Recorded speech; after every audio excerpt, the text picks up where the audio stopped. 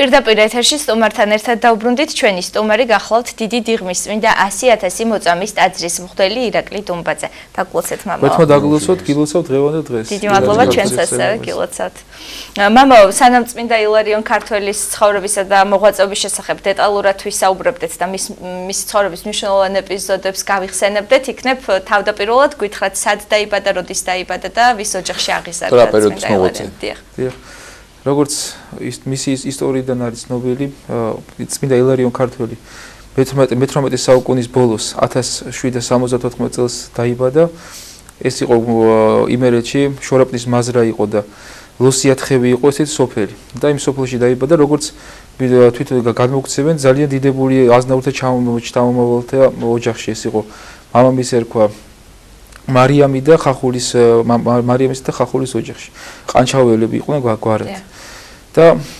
როგორც ოჯახიდან ცნობილი, ამ ისტორიიდან არის ცნობილი, მისი ისტორიიდან ძალიან მშობლებს ძალიან დიდი სასწაულება ჰქონდა წმინდა გიორგისადმი. ამიტომ როდესაც ეს პატარა ყოველთვის ევედრებოდა ღმერთს, რომ ყრმა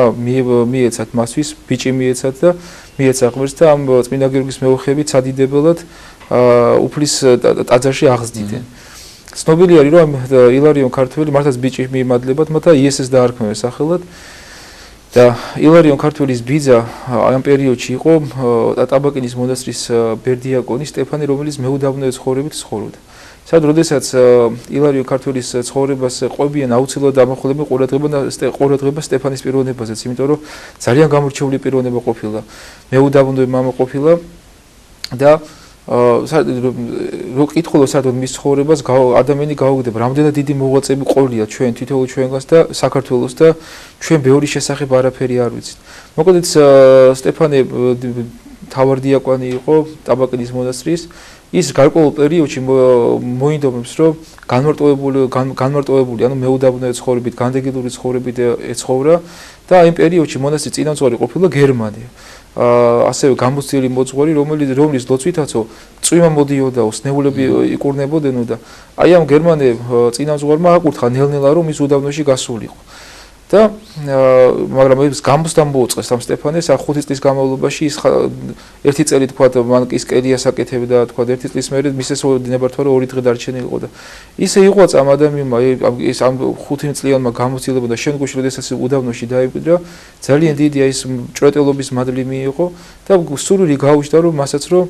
აღეზარდა ვიღაცა მეუდაბნოე ბერი და ფიქრობდა ვინ უნდა ყოფილიყო ის ყრმა რომელსაც ღვთისადიდებლად აღზრდიდა და თავისი ყურადღება საღვთო შთაგონებით შეაჩერა პატარა იესეს 6 წლის იყო იესე როდესაც ბიძა ანუ ბერდიაკონი სტეფანი მიდის მათ მშობლებთან ხახულისთან და მარიამთან და ეუბნება რომ თუ ამ ყრმას არ გაგვატანთო გამატანთო რომ აღზარდო უდაბნოში ღვთისადიდებლადო ღმერთი ამ ყრმას გაიყვანსო ამ ქვეყნიდან და შეშინებული მშობლები აძლევენ აი ამ აღსაზრდელად და 6 წლის ჭაბუკი პატარა წარმოვიდგინეთ პატარა ყმაწვილი მიდის უდაბნოში ეხლა როდესაც ჩვენ ბავშვობას ვიხსენებთ ხოლმე რაღაც ჩვენი ბავშვობა უნდა ხან თამაშთან ასოცირდება რაღაცა ბავშვობა ამით გვინდა რომ შევირგო და აი პატარა ილარიონის იმ შემთხვევაში იესეს ცხოვრება წარიმართა ესე მეუდაბნოე ცხოვრები და ცნობილია შემდგომში თავადაც იხსენა და ბევრი ბოროტმა ბევრი გამოცდა მოუწყო აი ამ უდაბნოში ცხოვრების ჟამს ხან თქვა გარეული ხეცის სახი დაესხმოდა ხან დედის ხმით ეძახდა რომ თქვა მას სურვილი გასჩენოდა კვლავ სახში დაბრუნებისა და ყველაზე მთავარი რაც ამ უდაბნოში მას შეიყვარა ეს იყო ლოცვის წყურვილი და ყველაზე ძვირფასი დუმარება საოცარი ბერის ცხოვრებაში ყველაზე უმთავრესი მომენტი არის დუმარების მადლი ბასილი დიდს აქ ნათქვამი რომ თუ კი დუმარებაზე უკეთესი რაიმე უნდა მითხრათო მითხარითო მაშინ მეც ვიტყვი ანუ დუმარება ყველაზე უმთავრესი იყო და აი ამ 12 წელი ბიძასთან ერთად იცხოვრა ამ პერიოდში კიდე ბიძასთან ერთი ადამიანი დაუახლოვდება რომელიც შემდგომში აი ამ მამათან ერთად ცხოვრობდა და სულ სამი მოღვაწე იყო ასე ვთქვათ. შემდგომში ეს იერუსალიმში აღესრულება, მაგრამ აი ბერდიაკონი სტეფანი ყოველთვის შეაგონებდა რომ ჩემი გარდაცვალების ჟამს აუცილებლად დატოვე აქაურება და მონასტერში დამკვიდრდი რომ რაღაცნაირად შენ ბოროტმა სხვანაირი განსაცდელი არ მოგიწყოს. და მართლაც წინასწარ ეუწყება სტეფანეს მისი გარდაცვალების ჟამი, როგორც ვთქვი, ძალიან გამოცდილი მოძღვარი და წმინდა ადამიანი იყო. მისი გარდაცვალების შემდეგ გარკვეული ხნით იესე, ანუ ამ შემთხვევაში უკვე ის 18 წლის არის, ბრუნდება ამ ისე ტაბაკინის მონასტერში, მაგრამ სურვილი გაუჩნდება მას, რომ სწავლა გაეგრძელებინა და ამისათვის გარკვეული ხნის შემდეგ ის მოდის რომ ესწავლა სასულიერო სემინარიაში ჩაებარებინა. ეხლა ცნობილი არის, რომ ძალიან დიდი მოწიწება ქონია სასულიერო პირებისადმი და გზადო ნიქოზის ეპისკოპოსს შეულისო, რომ მისგან კურთხევა აიღო და როგორც სტუმართ წესი იყო, ეს ეპისკოპოსი სთხოვს, რომ მასთან ერთად ელოცა და როდესაც მის ტკბილ ლოცვას მოისმენს, ესეთ რამეს ეტყვის, შვილო, შენო იმაზე უკეთეს ვერ ისწავლი სემინარიაში, რაც უდაბნოში მამათაგან გისწავლი, ამიტომ წადიო, დაბრუნდიო შენ ხარიშიო და ღმერთმა რომაცო შენ ასეთი სიყვარული გასწავლა იმ შენი ბიძის და იწმინდანების მეოხებით შეგაძლებინებს, რომ ქვეყანას ღირსეულად ემსახურეო და მართლაც ის ბრუნდება კვლავ თავის ოჯახში, დედისა და მამის ოჯახში და როცა გარკვეული ხნის შემდეგ მამამისი ეს ხახული პატარა ამ შემთხვევაში უკვე 18 წლის იესეს მეფის სამსახურში ჩააბარეს. ამ როდესაც საქართველოს იმერეთის მეფე არის სოლომონ მეორე და როგორც მასა ტრაგიკული პიროვნება დღეს მისი სახით ეკლესიას წმინდანი ჰყავს საქართველოს ერისთვის თავდადებული პიროვნება, მაგრამ ძალიან ტრაგიკული პიროვნება იყო სოლომონი, იმიტომ რომ ეხლა გახსოვთ ეს 18 საუკუნის ბოლო როგორი პერიოდია, როდესაც სამეფო სამთავროები ერთმანეთში დაშლილი არის, საქართველოს ერთიანობა მოშლილი არის. ერთადერთი ძალა, რაც საქართველოს ერთიანობს, არის მხოლოდ იყო დედა ეკლესია. მხოლოდ დედა ეკლესიის წიაღში შეეძლო ადამიანს ეფიქრა, რომ ის ქართველი, ის არ არის თქვა იმერელი, არ არის თქვა გურული, ის არის ქართველი. და სოლომონი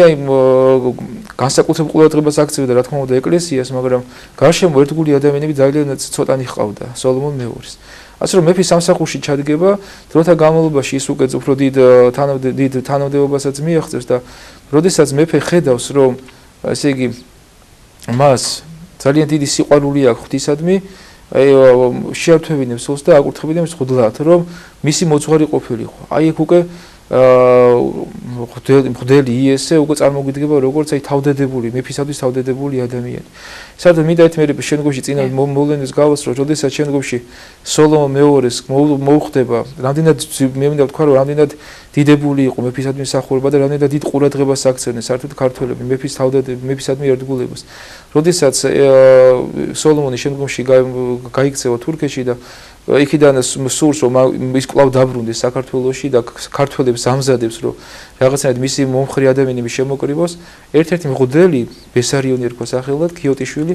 უარს განაცხადეს ამ მეფის ერთგულების ფიცზე ხელის მოწერას. და დედა ღვთისმშობელი ეცხადება, ძილში და ესეთ რამეს ეუბნება ამ ბესარიონს მღვდელს, რომ ვინაიდან შენ მამულის ურჩებაში ჩავარდი, მამულის ურჩება მეფის ურჩება ითვლებოდა. ვინაიდან შენ მამულის ურჩებაში ჩავარდი, ისეთი საჯელი მოგევლინება, რომ მოხდები ისეთ ადგილას, სადაც ქართული ხმა სანატრელი გაგიხდება. და ეხლა ჯერ ვერ მიხვდება რა სიტყვა იყო ეს ღვთისმშობლისა, მაგრამ ერთ კვირაში მეუღლე გარდაიცვალა, მერე მოშვილებიო და მიხვდება, რომ საჯელი მოვიდა ღვთისაგან. შემდგომში ესეც დიდი მოძღვარი და დიდი უდიდესი, აი თქვათ, მოღვაწე გახდება, ეს იყო ბენედიქტე, რომელიც წმინდა ილარიონ ქართველის მეგობარი და თანა ცხოვრები და თანამოღვაწე იყო ილარიონ ქართულის. ასე რომ მეფისადმი ერთგულება ძალიან დიდ ყურადღებას აქცევდნენ ქართველები. ასე რომ როდესაც შემდგომში უკვე მეფის მოძღვარი არის წმინდა ილარიონ იმ შემთხვევაში მღვდელი ესე, მოხდება ესეთი რამ, რომ რუსეთი ვინაიდან უკვე ქართლ-კახეთი უკვე რუსეთმა შეიერთა, ამგვარ სურვილსაც გამოუცხადებენ იმერეთის მთავარს, იმერეთის მეფესაც, რომ რუსეთს აქვს ფარველობაში მიიღოს იმერეთი როგორც სამეფო. და იმერეთის მეფე სოლომონს როგორც ღირსეულ ძმას გვერდში დაიჭვას რუსეთის იმპერატორი. კრებამ როდესაც დიდებულები შეიკრიბნენ, ესეთი დადგენილება გამოიტანეს, რომ სანამ მეფე ცოცხალია, ვინაიდან მეფეს მემკვიდრე არ ყავდა, სანამ მეფე ცოცხალი არის, ის ძმურ ხელს უწოდებს რუსეთის მთავრობას, ხელისუფლებას, მაგრამ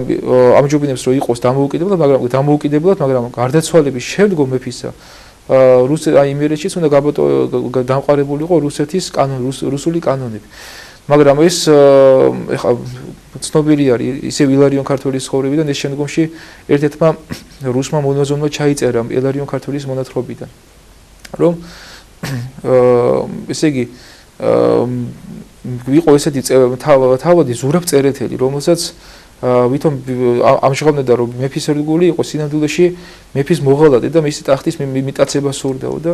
გენერალ ადიუტანტი იყო ეს ტორმასოვი რომელთანაც ის ხრიკებს აბამდა რომ აი მეფე რუსეთის ჯარს არ გამოატარებს რომელიც სამეგრელოდან მოდიან და იმდენი გააწყო რომ იმპერატორის გულისწყრომა დაიმსახურა სოლომონმა ამიტომ ეს ტორმასოვს დაავალა რომ ის უნდა ჩაიყვანათ თბილისში და შემდგომში პეტერბურგში გაეგზავნათ მოხდება ისე რომ მართაც მოტყუებით სოლომონ მეორეს ჩაიყვანა თბილისში და როდესაც მიხვდება რომ ის ზურაბ წერეთლის მიერ იქნა მოტყუებული პირველ რიგში დაწყეული საიმ გვარზე რომ ის მეფის ნაადრევად დააქვრივა იმერეთის სამეფო აი და ღმერთმა დაწყელოს ამოძირკოს მისი სახსენებელი და აქ მინდა ერთი მომენტზე ყურადღება შევაჩერო რომ როდესაც ზურაბის შვილები მეფის ერთგულები იყვნენ და ფეხებში ჩავარდებიან რომ უფალ მეფეო იქნება ის წყალო ჩვენ შვილებს აგვაშორო მაშინ ეს აი საჯელზე ამბობს ამახვილებს მეფე ყურადღებას რომ საჯელი მოიწევა დავნაშაულზე და რა უდანაშაულოს აი აქაც ილარიონ ქართველი ამ შემთხვევაში იყო რომ მეუღლე ყავდა გარდაცვლილი და ვერ მოახერხა რომ მეფის გვერდით ყოფილიყო მაგრამ შემდგომში მეფეს გააპარებენ და ის მეფე ჩადის ჯერ სამცხე-საათაბაგოში შემდგომში ის ერზრუმში გადადის და უკვე ილარიონ ქართველი ერზრუმში როდესაც მეფე არის გადასული იქიდან მოყოლებული უკვე მეფის გვერდით არის და სანამ მეფე არ გარდაიცვალა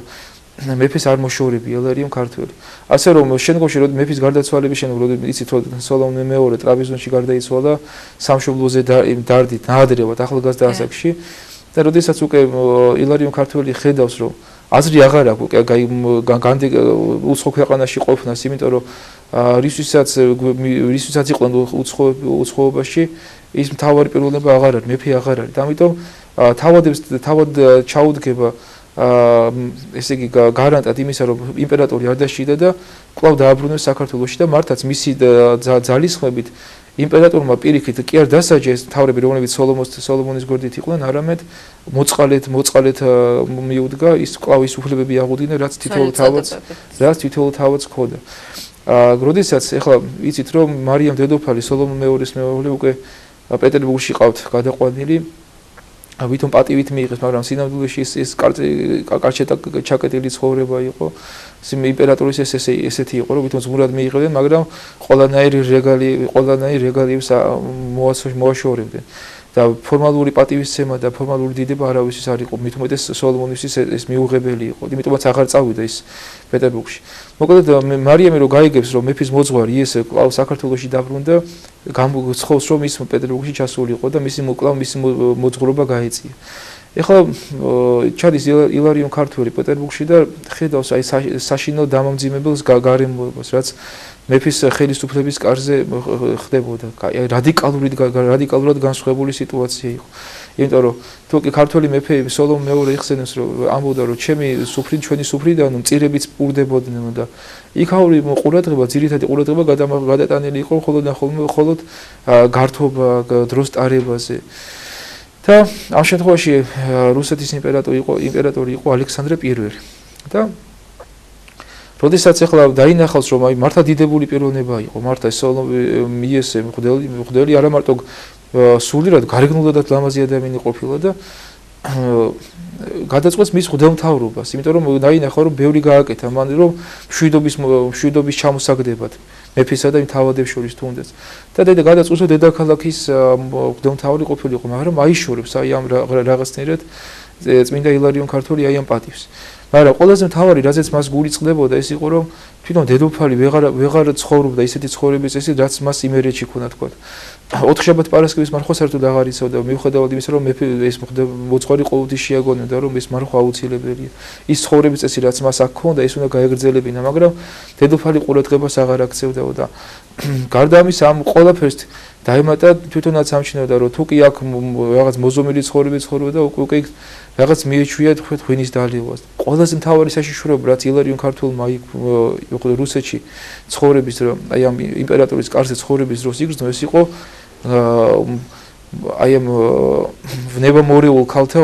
ცუდი მზერა ესეც საშინელება არის რომ ხანდახან არიან ადამიანები, რომლებიც არ დაგიდებენ, მოძღვარი არის, არ არის მოძღვარი. თავი თავიანთი ბოროტი განზრახვა დაიკმაყოფილოს და რო ხედავდა უკვე ეს ამგვაროს მის შეება ვიღაცის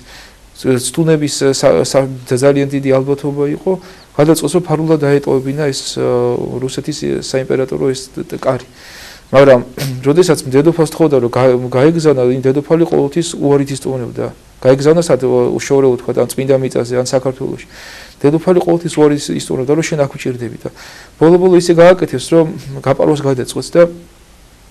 მეგობრის დახმარებით რომ რუსი მოძღვარი იყო, მღვდელმთავრისგან გამოითხოვს პასპორტს და ის მიდის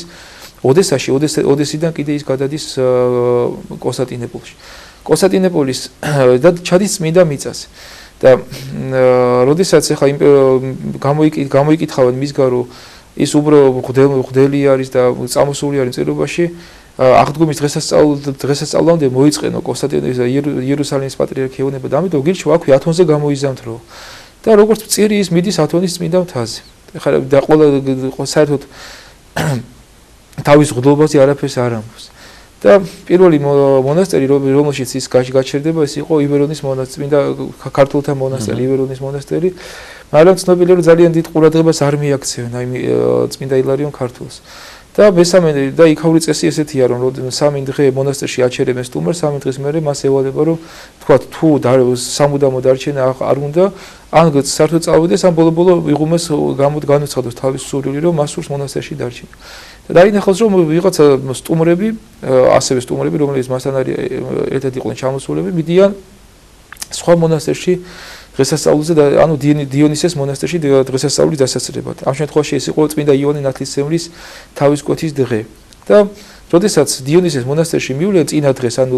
დღესასწაულის წინა დღეს, მივე ხარ არ ხო დარეკიქვია სტუმრის მისაღებ ადგილს. და ამ ვისათაც გაყვა წმინდა ილარიონ ქართული დაავიწყდებათ რომ მასთან ერთად უცნობი ქართველი ჩამოვიდა რომელსაც არც ენა იცის არაფერი არ იცის და ეს ამ დაავიწყება და ყურადღებას აღარ მიაქცევენ. ახლა ხო დარეკში ზის ახლა წმინდა ილარიონ ქართული და სტუმრები შევიდნენ ახლა სატრაპეზოდ. ამას კიდე არავინ არ დაუძახა და ფიქრობს რომ ალბათ დღესასწაულის წინა დღე რო არის ალბათ იმიტომ განსაკუთრებულად მარხულობენ. განსაკუთრებულად გააოცა თურმე დიონისის მონასტრის აი ამ მსახურებამ და საღამოს დაწყებული მსახურება, ღამისთების მსახურება დილამდე გაგრძელდა. ანუ მზე რო ამოიწურა კიდე 2 საათი გადაცდა აი ღამისთების მსახურება და ამას მოყვა კიდე ჟამის წირვა, ანუ წირვა. და აი ფიქრობს რომ ალბათ ნათლისმცემლის დღესასწაულს ესე განსაკუთრებულად აღნიშნავენ. და ამის შემდგომ სატრაპეზოდ მიიწვევენ მასაც ისეთი დიდი სიხარული რაც მან აქ იგება აი მონასტერში მიუხედავად იმისა რომ მან არც ენა იცოდა არაფერი არ ესმოდა მაგრამ დღესასწაულის აი ამ ღვთისმსახურების სულმა რაც აი მონასტრებში არსებობს გააოგნა წმინდა ილარიონ ქართული და გადაწყვეტს რომ მისი გული იქ დარჩა გადაწყვეტს რომ იქ დარჩენილიყო მონასტერში სამოღვაწეოდ და მონასტრის წინამძღვარს ბოლო განუხილს თავის ზრახვას იღუმეს და სთხოვს რომ მასთან აი აქ მონასტერში ეღვაწა და მონასტრის იღუმენი ეუბნება რომ ჭირდება მას სასულიერო პირი მუშაკი არც იცის რომ სასულიერო პირი არის ჭირდება მას მუშა რომელსაც მონასტრის შენობებისთვის გამოიყენებს და ილარიონ ქართული როგორც უბრალო მუშა ისე დადგება მონასტერში სამსახურებლად და აი გადის 4 წელი და 4 წელი ილარიონ ქართველი მოკლედ აი ამ მონასტერში როგორც უბრალო მუშა ისე მსახურობს და ერთადერთხელ გამოითხოვს კურთხევას რომ ვინაიდან მან ლოცვები არ იცოდა ბერძნულად იქნება გადავიდა ივერონის მონასტერში და იქიდან გადმოვიტანო რაიმე წიგნები და როდესაც ივერონის მონასტერში გადადის იქ რუსეთში ერთ-ერთი არქიმანდრიტი იყო მოსკოვში რომელიც გაიგებს რომ გაიცნობს მას როგორც მეფის მოძღვარს დაინახავს რომ ეს უბრალო გლახაკის შესამოსელში მოსიარული არის დაინახავს რომ არის მეფის მოძღვარი და ეს მეფის მოძღვარი და ამ ყველა გაიგებს მოკლედ რომ მეფის მოძღვარი არის და მოკლედ ამ დიდებას ისედაც გაურბოდა ილარიონ ქართული და ამის შემდეგ როდესაც უკვე მის მონასტერშიც უკვე გახდება ცნობილი რომ ის მეფის მოძღვარი იყო და რაღაც უკვე პატივით დაუწყებენ ყურებას ის გადის უკვე შორეულ უდაბნოში სამოღვაწეო და ის ცნობილი არის რომ განდეგილურ ცხოვრებაში ილარიონ ქართულმა ძალიან ბევრი წელი დაჰყო და უბრალოდ რო წაიკითხოს მკითხველმა მის ცხოვრება ღვთისმადლით შემორჩენილი არის კრებული არის გამოსული ესეთი მე-19 საუკუნეში ათონზე მოღვაწე წმინდა მამები და მათ შორის აი ძალიან დიდი ადგილი ეთმობა წმინდა ილარიონ ქართულს მართლაც საოცარი მოღვაწე ათონის და მის სიწმინდის თაყვანისმცემელი და აღმღიარებელი იყო და აი ამ განდეგილურ ცხოვრებაში ძალიან ბევრ დროს გაატარეს ცნობილი არის რომ როგორც ანტონი დიდს ესხმოდნენ ხოლმე ბოროტები თავს და აი გვემდნენ ცნობილია რომ ფიზიკურად ეცხადებოდნენ და ფიზიკურად უსწორდებოდნენ ანტონი დიდს წმინდა აბრაამ დიდს იყო სარფისარულის ცხოვრებაში არის მოთხრობილი როდესაც ბოროტები გვემდნენ აი ამ წმინდანებს სუსად იგივე გამოს დამოუწყო ბოროტმა ილარიონ ქართულს ფიზიკურად ეცხადებოდა და ფიზიკურად უსწორდებოდა და ხანდახან ყოფილა რომ აი იმდენად დაუძლურებიათ ცემისაგან რომ ეს განდეგილობის ადგილი დაეტოვებინა რომ მხოლოდ ძლივს გადაურჩენიათ იქ შემთხვევით ისეთ ღვთის განგების შემთხვევით ჩამდელ მოღვაწეს ან თქვა ასევე ბერს მოკლედ ბოლო ილარიონ ქართული ცოტა ხან დრო მცირედია და შეუძლებელია აი მისი ფართო აი მოღვაწეობა ამოწუროთ აი ამ მცირე მონაკვეთში უბრალოდ განსაკუთრებულ ყურადღებაზე ნიშნულოვან მონეტებზე გავამახვილებ ყურადღებას რომ მოკლედ ილარიონ ქართული წმინდა ბენედიქტეს ძალისხმევით კვლავ მონასტერში ბრუნდება შემდგომში ბოლო მისი სამოღვაწეო ადგილი იყო რუსეთის რუსული პანტელეიმონის მონასტერი და ცნობილი არის რომ აი მისი ცხოვრებიდან რომ განსაკუთრებულად სურდა რომ მოწამეობრივი ასასრული მიიღო მაგრამ ღვთის განგება როგორი იყო ფაშა რომელთანაც ის ჩავიდა რომ ემხილებინა და იგიცით რომ აჯანყება მოხდა ბერძნებმა აჯანყება მოაწყეს თურქების წინააღმდეგ და ფაშა მთელი სულთანათელი ათონისთან დაიპყრო ყველა მონასტერში თურქული გარნიზონები იდგა ილარიონ ქართული ჩადის რომ ფაშა ამხილოს უბრალოდ ფაშამ გამოიძახა და ნახავს რომ ქართველი არის სოხუმელი და წამოსული ქართველი მღვდლის შვილი იყო ეს ფაშა და უწყებს იმას ხილებას რომ შენო ქართველი კაცი ღვდლის შვილი ვიღო მუხამედის შულს აღიარებო და მამათა სარწმუნება უარ გიყვიეს და ანუ ეძებს რომ ლებისგან რაღაცა გამოითხოვოს რომ აწამო და ბოლო ინდა გამწარდება ფაშა იმიტომ რომ მიხვდება რომ მარტო მას კი აღარ აყენებდა შეურაცხყოფას არამედ უკვე ხმის ამოუღებლობას უკვე დანაშაული იყო და გადაწყვეტს რომ თავი მოეკვეთა და გადის სიხარულით ახლა ეს ილარიონ ქართული რომ მიდის უნდა აწამო და ფაშას ეუბნებიან ვიღაცა მისი ორი ქართველი ყავდა რომ ერთადერთი ქართველი შეხვდაო ეხლა უკვე და რა სიტყვია შენ თანამემამულები რომ ერთი ქართველი ნახეთ ესეც სასიკვდილოდ გაიმეტება და ესე გადარჩება გადაურჩება ღვთის განგებით სიკვდილს მაგრამ მისთვის თავარი სიკვდილი თავარი სურვილი იყო რომ ქრისტესთვის თავი დაედო მაგრამ თავდადება სხვა რამეში გამოხატა მოკლედ ახსნეტარი იყო წმინდა ილარიონ ქართულისა ცნობილია რომ რამდენიმე დღით იავადმყოფებს და როდესაც გარდაიცვლება გარშემო მამები ნახავენ რომ მის აი მონასტრის კელიდან რაღაც ნათლის სვეტი ავიდა და ყავდა ერთი მოწაფე საბა და მასთან ბევრი მთელი ათონის მონასტერი მიდიოდა ფაქტობრივად ათონის თებიდან ბერები მიდიოდნენ და აღსარებას აბარებდნენ ერთ-ერთი მონაზოს გული დაწყდა რომ შენობის ლოცვას არ მიკითხავდა არასდროსო და იქნებაო რომ რატო არ წამიკითხავ და მართლაც რომ დაახავს გარდაცვლილი არის ბერს ეცხადება მის მოღვაწე ბერს ილარიონ ქართული და ეუბნება რომ შენობის ლოცვა წაუკითხე თავად ამასაც ეუბნება რომ მიდი და წაკითხავენ შენობის ლოცვას და მიდის და მის ბერი განზადებული ელოდება რომ შენობის ლოცვა წაუკითხოს მოკლედ აი ესეთი დიდი მამა ყავდა ნახად რომ ცოტა დაგვრჩა მოკლედ ძალიან დიდი არის ახსასრულის ნეტარი იყო მისი და მისი სახით ეკლესია მართლა უდიდესი მოძღვარი შეიძინა უდიდესი მაგალითის მიმცემი სარწმუნოების დაცვისა ქრისტესთვის თავდადებისა და ასე ქრისტეს სიყვარულისა და ღმერთმა ინებოს რომ მისი სულიდან ჩვენსაც ყოფილიყო მცირედი რაიმე ქრისტეს სიყვარულის დიდი მადლობა მამა უღრმესი მადლობა კიდევ ერთხელ შეგახსენებ დღეს არის ილარიონ ქართულის სცენება და მამა ირაკლი სწავლობდა ჩვენთან ილარიონ ქართულის მოღვაწეობაზე 9 საათი